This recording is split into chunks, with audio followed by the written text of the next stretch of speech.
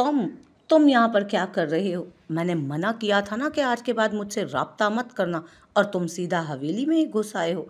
शाइस्ता हम्माद पर दबा दबा सा चीखी। देखो शाइस्ता, मेरे साथ ऐसा मत करो प्लीज़, मैं तुमसे मोहब्बत करता हूँ। तुम क्यों नज़रअंदाज कर रही हो मुझे? उसके मोहब्बत मोहब्बत की रट पर वो चिढ़ गई थी, मगर उस वक्त मामला गंभीर था, इसलिए गहरी सांस लेकर उसे समझाने लगी। देखो, मेरी बात समझने की कोशिश करो। अगर किसी ने तुम्हें इस वक्त मेरे साथ छत पर देख लिया तो कयामत आ जाएगी। अगर जवाद या जावेद अदासाई में से किसी ने भी देख लिया तो वो दोनों को ही जिंदा गाड़ देंगे। प्लीज चले जाओ हम्माद। शाइस्ता ने झुरझुरी लेते उसे मुस्तकबिल का नक्शा दिखाया। ऐसा हरगिज नहीं हो सकता। मैं कसम खाता हूँ, मैं अपनी मोहब्बत पर कभी कोई आंच नहीं आने दूंगा। तुम बस वादा करो, हमेशा मेरा साथ दोगी। क्या साथ साथ की रट लगाई हुई है तुमने? मैं तुम जैसे कंगले से शादी करूंगी? मैं चाहूँ तो अभी के अभी इधर तुम्हारी कब्र बनवा सकती हूँ। इसलिए तुम्हारी बेहतरी इसी में है कि यहाँ से दफा हो जाओ अब तुम। शाइस्ता की अब बस हो गई थी। हम्माद को वाज़े लफ्ज़ों में उसकी औकात याद दिलाकर वो वहाँ से चलता करना चाहती थी। अभी वो उसे और कुछ कहती, उसे अपने पीछे कांच टूटने की आवाज़ सुनाई दी। शाइस्ता का रंग मुतगय्यर हुआ, वो एकदम पीछे मुड़ी। आंसा, जो पानी लेने की गर्ज से किचन में जा रही थी, जब छत पर खटपट की आवाज़ आई, पहले तो वो डर गई, मगर जब उसे शाइस्ता की आवाज़ महसूस हुई तो अंसा हिम्मत करती सीढ़ियों पर चढ़ी। शाइस्ता दी इस वक्त छत पर? मगर शाइस्ता को किसी लड़के के करीब देख उसका रंग मुतगय्यर हुआ और हाथ में पकड़ा पानी का जग ज़मीन पर गिर चकनाचूर हो गया। शाइस्ता अंसा को देखकर थोड़ा सा सुकून में आई। वहाँ नीचे से जो अदा साईं की आवाज़ सुनकर उसके सही मायनों में ओसान खता हुए, कौन है, कौन है ऊपर? जवाद साईं के साथ जावेद की भी आवाज़ सुनकर ऊपर सीढ़ियों की तरफ वो लपका था। शाइस्ता ने अंसा को उसी हालत में खड़ा देख उसे हम्माद की जानिब धक्का दिया और खुद चोर चोर आवाज़ें देने लगी। हम्माद तो अभी भी शाइस्ता के लफ्ज़ों के जेरे असर ज़मीन को घूर रहा था। होश तो तब आया जब अंसा का हाथ उसके कंधे पर लगा। अंसा शाइस्ता के धक्के पर संभल भी ना पाई और गिरने से बचने के लिए उसका हाथ हम्माद के कंधे से मस हुआ और उसके सर पर लिपटी चादर ढलक कर कंधों पर उतर आई। उसने गायब दमागी से अपने करीब खड़ी लड़की को देखा, जब एक भारी हाथ का मुक्का उसके गाल पर लगा और वो लड़खड़ा कर दूर गिरा। आंसा की चीख बेसाख्ता थी। तुम दोनों यहाँ पर क्या कर रही हो? जावेद साईं ने आंसा का बाजू सख्त गिरफ्त में पकड़ा। अदा साईं, मैं पानी पीने आई थी, छत से आवाज़ें आई तो मुझे लगा चोर है, मगर जब मैंने ऊपर आकर देखा तो आंसा इस शख्स के करीब खड़ी थी। शाइस्ता ने आंसा के बोलने से पहले ही तेजी से कहा। आंसा को तो चुप लग गई थी। वो बगैर हिजाब के भाइयों के सामने नहीं गई थी। आज उसे अपनी शाल का भी होश नहीं था। चटाख! जवाद साईं ने एक जन्नाटेदार थप्पड़ आंसा के गाल पर जड़ा। बेहया! आगा साईं ने एक नज़र अपनी बेटी के हुलिये पर डाली और एक नज़र उस शख्स पर जिसका मुंह खून से रंगा था। खुर्ब से आंखें मीच कर एक फैसला किया। जवाद साईं, मौलवी साहब को बुलवाओ, इन दोनों का निकाह होते ही इनको हवेली से चलता करो और कह देना इस लड़की से, अगली बार इस दर पर आई तो सामने उसका बाप नहीं, इस गांव का सरदार होगा, और बागी लोगों का अंजाम तुम लोगों को अच्छे से पता है। एक नफरत अंगेज नज़र आंसा पर डालकर वो अंदर बढ़ गए। मीरों की हवेली में आज जश्न का समा था। होता भी क्यों ना, आज मीर खानदान के पहले पोते का निकाह था, खानदान की लाडली पोती से। आज हवेली के साथ साथ गांव में भी जश्न का माहौल बना हुआ था। आखिर क्यों ना होता? उस गांव के होने वाले सरदार का निकाह था। मौलवी साहब आ गए हैं आगा साईं। अक्सर उनके पास आया। साहिर साईं कहाँ हैं? मीर हाकिम साईं ने अपने छोटे पोते से इस्तफसार किया। गुस्ताखी माफ आगा साईं, मगर उससे मेरे बेटे की खुशी बर्दाश्त नहीं, इसलिए गायब है। मीर जवाद हकारत से कहते वहां से चले गए। अक्सर के बोलने से पहले ही मीर जवाद साईं बोल पड़े। खैर छोड़ो आगा साईं, आज के दिन अपना मूड खराब नहीं करना चाहते थे वो, इसलिए बात दरगुजर कर गए। अक्सर साईं, तुम अपने अदा साईं को बुला कर लाओ। हाकिम साईं ने मुस्कुरा कर उससे कहा। जी आगा साईं, मैं अभी बुला कर लाया। वो भी खुशी खुशी अंदर की जानिब बढ़ा। मीर हाकिम साईं से उनकी खुशी छुपाए नहीं चुप रही थी। उनके पोते ने उनका मान रख लिया था। वो सरशार से थे, मगर ये तो वक्त नहीं बताना था कि किसने कितना मान रखा था। कबूल है। माइक से उसकी गंभीर आवाज़ गूंजी जो जनान खाने तक भी पहुंची। तीसरी दफ़ा कबूल है कहते ही मीर हाकिम साईं ने अपने पोते को गले लगाया। निकाह बहुत बहुत मुबारक हो मीर जावियार। जवाद साईं, मीर हाकिम साईं के चेहरे की चमक इस बात की गवाह थी कि वो कितना खुश हैं इस निकाह से। पर उनके चेहरे की चमक से कहीं ज्यादा चमक मीर जावियार की आंखों में थी, मगर ये चमक निकाह की तो नहीं थी। ये चमक अजीब सी थी, बागीपन लिए। अपने वजीह चेहरे पर जानदार मुस्कुराहट के साथ उसने दोबारा माइक पकड़ा। मैं मीर जवार साईं, मीर हाकिम साईं का पोता, इस खानदान का पहला चश्मो चराग, इस गांव का होने वाला सरदार। उसकी आवाज़ जूं ही गूंजी, मर्दान खाने में खामोशी छा गई। हाकिम साईं ने फखर से अपने पोते का तहकुमाना अंदाज देखा, जिसका निकाह आंखों की चमक कुछ और वाजे हो गई थी। मीर हाकिम साई को कुछ गलत होने का एहसास शिद्दत से हुआ। जिसके दादा ने जायदाद से आग करने की धमकी पर अपनी पेंडू पोती से मेरा ज़बरदस्ती निकाह कर दिया, मगर मैं भी उन्हीं का पोता हूँ। मैं मीर जवार साईं अपने पूरे होशो हवास में अपनी चंद सेकंड पहले की दुल्हन को तलाक देता हूँ।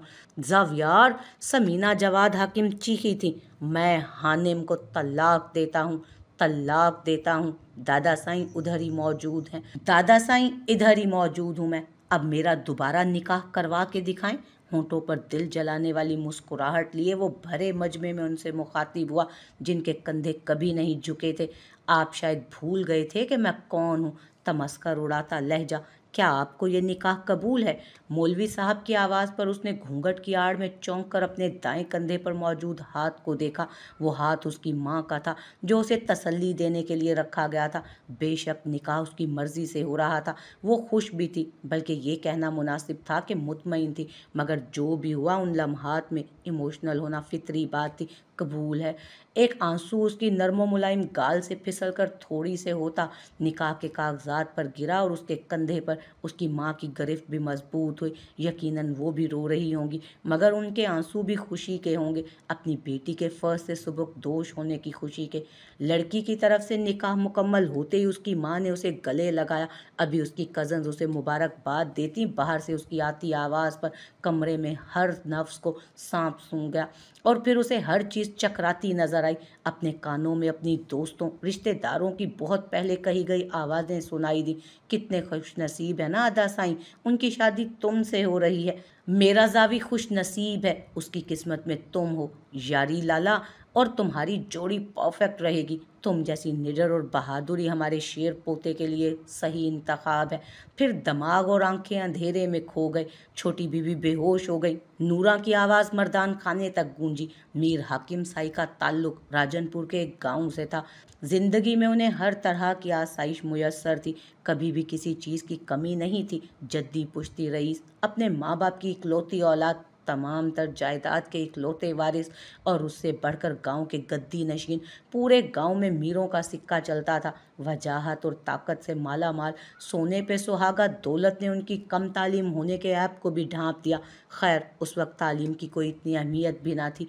मीर हाकिम साईं अपने नाम की तरह हुक्म चलाने वाले, अपनी वजाहत और दौलत की वजह से जितने मगरूर थे, उनकी शरीके हयात सफ़िया बानो उतनी ही नेक और नर्म दिल थी। सफ़िया बानो उनकी चचाजाद थी, जिनसे उनकी शादी उन्हीं की ख्वाहिश पर हुई थी।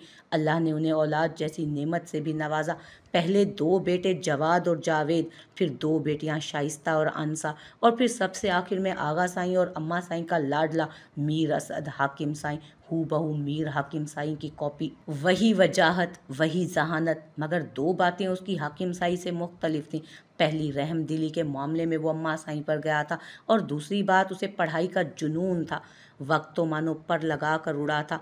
जवाद साईं की शादी खानदान में ही समीना बेगम के साथ हुई थी, जिनकी 2 औलादें थी, मीर जावियार और बेटी सनम। जवाद उनके बाद। जावेद साईं, उनकी शादी भी इस खानदान में उनकी पसंद से हुमा बेगम से हुई, और उनकी 4 औलादें, पहली अलीना जावेद, अक्सर आवेज़, और फिर 2 जुड़वा बेटियां उमाइमा और आमना, फिर तीसरे नंबर पर शाइस्ता बेगम। उम्र में वो आंसा बेगम से 2 साल बड़ी थी, मगर आंसा बेगम की शादी उनसे पहले हुई थी, जिनका एक ही बेटा था, साहिर। साहिर की पैदाइश के 2 साल बाद ही आंसा बेगम बेवगी की चादर ओढ़े वापस मीर हवेली आ गईं। फिर शाइस्ता बेगम की शादी भी उनके ख़ानदान में समीना बेगम के मामूजाद मुँह भोले भाई से हुई। उनकी भी 2 औलादें थीं, सोनिया अशरफ और अबरार अशरफ। वो ज़्यादातर मीर मीर हवेली में ही पाई जाती थी। और सबसे आखिर में असद हाकिम साईं, जिनकी शादी हाला से हुई थी, जो आगा साईं के दोस्त की बेटी होने के साथ साथ असद की यूनिवर्सिटी फेलो भी थी। उन्हीं की तरह नर्म दिल, पढ़ी लिखी और चंचल सी उनकी एक बेटी थी, नूरे हानिम, जिसमें मीर असद की जान बसती थी। नूरे हानिम थी ही इतनी अच्छी, मासूम, प्यारी सी, जिससे मिलती उसको उस पर बेसाख्ता प्यार आता। समीना बेगम तो नूरे हानिम को इतनी सी उम्र में ही अपनी बेटी मान चुकी थी। 10 साला नूरे हानिम अपनी छोटी कज़नों के साथ खेल रही थी। उमैमा और आमना भी अपने नन्हे नन्हे हाथों से तालियां बजाती खिलखिला रही थी। जब कुछ याद आने पर हानिम अपने फूले फूले गालों समेत लॉन का चक्कर लगाने लगी। क्या हुआ है हानी? 7 साला सनम हानम के पास आई। सनम, बाबा साईं अभी तक नहीं आए। उन्होंने मुझे आज पार्क ले जाने का वादा किया था। हानिम उदासी से कहती झूले पर बैठ गई। आ जाएंगे चाचू साईं, तुम फिक्र मत करो। 9 साला अलीना भी अपनी गुड़िया छोड़कर हानिम के पास आई। मम्मा साईं। हानिम से जब और इंतज़ार ना हुआ तो वो हाला बेगम के पास पहुंची। हाँ बोलो हानिम, क्यों तंग कर रही हो? हाला बेगम, जो सुगरा से काम करवा रही थी, हानिम के बार बार बुलाने पर झुंझलाई। मम्मा साईं, बाबा साईं अभी तक क्यों नहीं आए? वो ज़रूरी काम से गए हैं बेटा, तुम जाओ अभी खेलो, मुझे तंग मत करो। हानिम ने अपने होंठ बाहर निकाले। इससे पहले उसके आंसू बहते, समीना बेगम ने उसे अपने पास बुलाया। क्या हुआ मेरी हानी परी को? बड़ी मम्मा साईं, बाबा साईं ने मुझे आज पार्क ले जाने का वादा किया था, वो अभी तक नहीं आए। वो दादू साईं के साथ किसी काम पर गए हैं। मेरी जान, आ जाएंगे थोड़ी देर तक। समीना बेगम ने उसके नर्म गाल को प्यार से सहलाते हुए कहा। ठीक है बड़ी मम्मा साईं। हानिम ने झुककर समीना बेगम के गाल पर प्यार किया और वहां से भाग गई। शाम का वक्त हो गया था। अब हानिम को ज्यादा इंतजार न करना पड़ा। जब एम्बुलेंस की आवाज़ पर सभी दहलकर हवेली के लॉन में आए थे, जहां 2 वजूद सफ़ेद चादरों में पड़े थे। आगा साईं लड़खड़ा गए। एक उनकी लाडली औलाद, दूसरी उनकी जान से अजीज शरीके हयात असद। हालांकि चीख दिल दहला देने वाली थी। इससे पहले कि समीना बेगम उन्हें हौसला देती, उनके करीब आती, वो शदीद चक्कर खाकर गिरी। सभी रो रहे थे। जावेद, जवाद, सभी गम से निढाल थे। अंसा बेगम अपनी वालदा और जाने अजीज भाई की मौत के सदमे में बिल्कुल खामोश हो गई। शाइस्ता बेगम धाड़े मार मार कर रो रही थी। हानिम वीरान नज़रों से अपने बाबा साईं और बीबी साईं को देख रही थी। अभी कल बीबी साईं ने खास उसके लिए उसकी पसंद का हलवा बनाया था। बाबा साईं भी उसके पास थे अब। नूरे हानिम, जी बीबी साईं। हानिम फौरन सारे काम छोड़ उनके पास गई। मेरी चंदा, मैंने तुम्हारे और साहिर के लिए गाजर का हलवा बनाया है। गाजर का हलवा? हानिम खुशी से उछली। अभी वो हलवे का बाउल पकड़ती जब बीच में ही असद साईं ने बाउल पकड़ लिया। वो अम्मा साईं, मेरा फेवरेट हलवा। असद साईं ने हलवे का चम्मच भरकर मुंह में रखा। बाबा साईं। हानिम ने अपने होंठ लटकाए, मतलब मैडम रोने को तैयार थी। असद साईं, क्यों मेरी पोती को तंग कर रहे हो? मसनूई खफगी से डांटा गया। वाह प्यारी पोती और बेटा, सही कहते हैं कि असल से सूद प्यारा होता है। असद साईं, सॉरी अम्मा साईं, मगर आपकी बहू और पोती को छेड़ने का अपना ही मजा है। बाबा साईं, अरे मेरा बच्चा, मेरी जान, मेरा शेर बेटा। असद साईं ने फौरन हानिम को गोद में बिठाकर हलवा खिलाया। अब वो उसके मोबाइल पर कार्टून देखती उसके साथ हलवा खाने में मसरूफ़ हो गई। साहिर साईं, इधर आओ। दूर खड़े साहिर को खुद को यूं हसरत से देखता पाकर असद बेचैन हुआ। इधर आओ मेरा बच्चा, आप भी खाओ, आपका फेवरेट हलवा है ना? जी बाबा साईं। साहिर साईं को भी गाजर का हलवा बहुत पसंद है। असद साईं के मोबाइल में मगन सी लगी हानिम ने उसके इल्म में इजाफा किया। असद ने 13 साला साहिर को अपने हाथों से हलवा खिलाया, जिसका चेहरा खुशी के मारे खिल उठा। हानिम को समझ नहीं आ रही थी कि वो रोए, चीखे या यहाँ से भाग जाए। वो उठकर असद के पास आई। चेहरा गैर वाजे था। उसने झुककर उनके माथे पर प्यार किया। बाबा साईं, मैं पार्क जाने की जिद नहीं करूँगी, आप यहाँ से उठ जाओ, आपके कपड़े गंदे हो जाएंगे। बीबी साईं, देखे ना, बाबा साईं नहीं उठ रहे। आप गाजर का हलवा बनाओ ना, फिर देखना बाबा साईं उठ जाएंगे। बाबा साईं प्लीज़, बीबी साईं आप उठ जाए ना। हानिम आपी। सनम अलीना भी हानिम को रोता देख रोने लगी। हुमा, बच्चों को कमरे में लेकर जाओ। जी अदा साईं। हुमा बेगम सब बच्चों को कमरे में ले गई, मगर हानिम वहाँ से हिल ही नहीं रही थी। नूरे हानिम अनसा बेगम ने प्यार से उसके सर पर हाथ फेरा। हानिम उनके गले लगकर रो पड़ी थी। थोड़ी ही देर बाद वो उनकी गोद में ही सो गई। साहिर साईं हानिम को देख रहा था। एक असद ही तो था उस घर में, उसकी माँ के अलावा, जो उससे प्यार करता था। उसे हानिम पर भी तरस आया। बाप की शफकत से महरूमी कितनी अजियतनाक होती है वो जानता था। हानिम मत रो। 12 साला जावियार भी अपने चाचू साईं की हालत को देखकर रो रहा था। हानिम को बेतहाशा रोते देख वो उसके पास आया। हाला बेगम के लिए ये सदमा काफ़ी गहरा था, मगर उन्होंने नूरे हानिम के लिए जीना था, अपनी बेटी के लिए, असद की लाडली के लिए। इसलिए अपने जख्म दिल में छुपाए उन्होंने हौसला किया। मगर हानिम तो अभी छोटी थी, वो कहाँ से सब्र करती। रो रो कर खुद को सख्त बीमार कर लिया था उसने। सभी हानिम की बीमारी की वजह से बहुत परेशान थे। डॉक्टर्स भी बिला नागा उसे चेक करके जाते, मगर उसकी एक ही रट थी कि उसे बाबा साईं चाहिए। हानिम बेटा सूप पी लो थोड़ा सा प्लीज़। लॉन के सफ़ेद सूट में हानिम के सिरहाने अपनी सूजी हुई आंखें लिए बैठी हाला बेगम ने उसके सर पर प्यार से हाथ फेरा। नहीं पीना, नहीं खाना मुझे बाबा साईं चाहिए, बाबा चाहिए, मुझे बाबा चाहिए। कहाँ से लाकर दूँ मैं? हाँ, कहाँ से लाकर दूँ? हाला बेगम हिज़यानी अंदाज में चीखी और फिर हानिम को गले लगाए रोने लगी। थोड़ी देर बाद हानिम के कमरे का दरवाज़ा खटका। हाला बेगम, जो हानिम के बालों में उंगलियां फेर रही थी, दरवाजे की जानिब मुतवज्जो हुई। कौन? आहो। मीर हाकिम साई के गला खंकारने की आवाज़ पर हाला बेगम अपना चेहरा दुपट्टे के आगे कर गई। हानिम भी उठकर फौरन बैठ गई। आगा साईं, मुझे नूरे हानिम से बात करनी है अकेले में। जी बेहतर। हाला बेगम कमरे से बाहर चली गई। नूरे हानिम आगा साईं की आवाज़ में नरमी थी। जी आगा साईं, जी। आगा साईं उसी कुर्सी पर बैठ गई जहाँ कुछ देर पहले हाला बेगम बैठी थी। मेरे पास आओ मेरा बच्चा। आगा साईं का ये रूप शायद वो पहले ही देख रही थी, पहली बार देख रही थी जो देख रही थी। नहीं तो जब से उसने होश संभाला आगा साईं को सख्त ही पाया था। ऐसा नहीं था कि वो सिर्फ अपने पोतों से मोहब्बत करते थे, उन्हें अपने सारे बच्चे अजीज थे, मगर वो सबको हदूद में रखने के कायल थे। नूरे हानिम, उन्होंने फिर पुकारा। हानिम उनका घुटनों पर हाथ धरे उस पर पेशानी टिकाए रोने लगी। आगा साईं ने अपना हाथ नूरे हानिम के सर पर रख दिया। दादा साईं, बाबा साईं क्यों चले गए? नूरे, वो हमारे पास है, हमारे दिल में, तुम्हारे दिल में।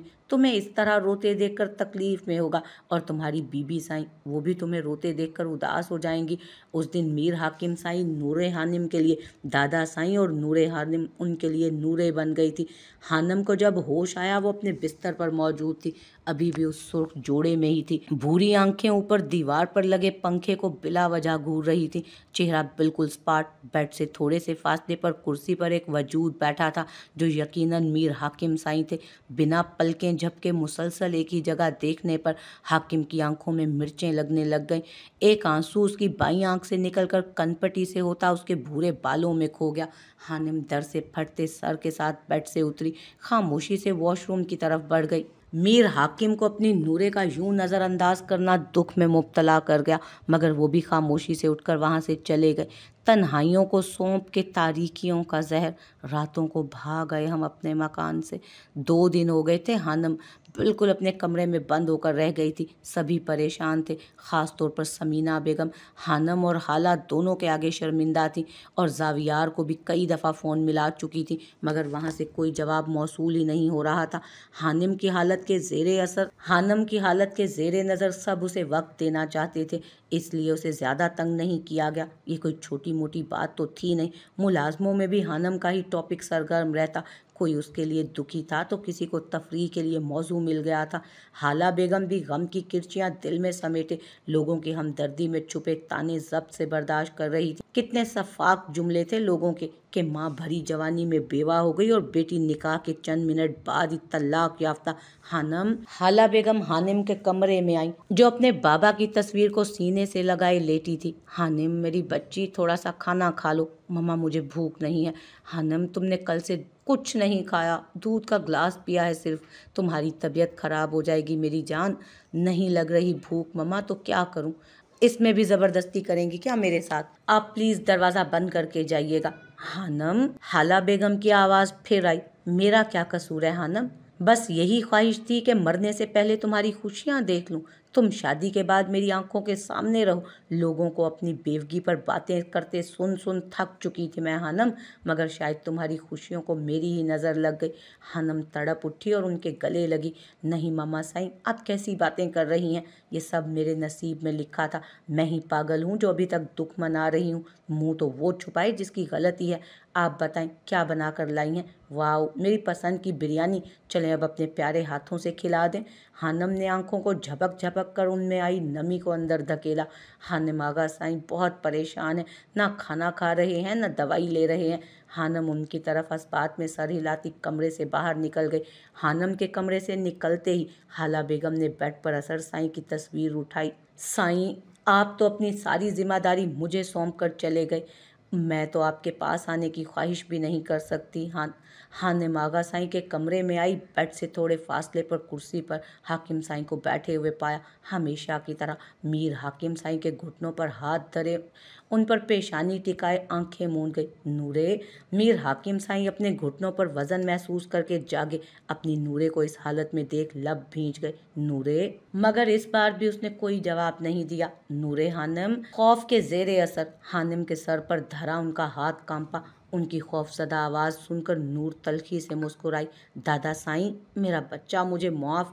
दादा साईं, आपको पता है ये हुक्म, ये गुस्सा, ये गरूर हमें विरासत में मिला है। आंखें अभी भी बंद थीं, जैसे जावियार साईं लगाने की जहमत नहीं की गई थी। जावियार के अंदर आपके आगे ना झुकने की या ना आपकी बराबरी करने का जुनून।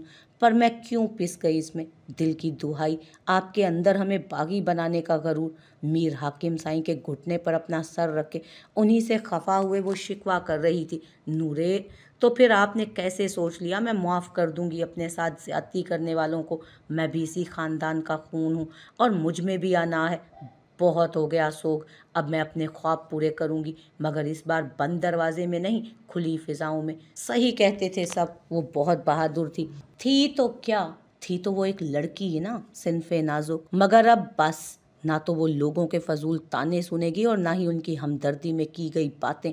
अब वो होगी और उसका ख्वाब जिसको पूरा करने से कोई नहीं रोक सकता था उसे। मैं खाना भिजवाती हूँ दादा साईं, आप दवाई वक्त पर खा लीजिएगा। ज़मीन से उठकर वो दरवाजे की तरफ बढ़ी। मीर हाकिम साईं को नूरे की पायल की आवाज़ दूर जाती महसूस हुई। वो उससे ये तक ना पूछ सके कि आज उन्हें दवाई वो खुद नहीं खिलाएगी, लाड से, सख्ती से।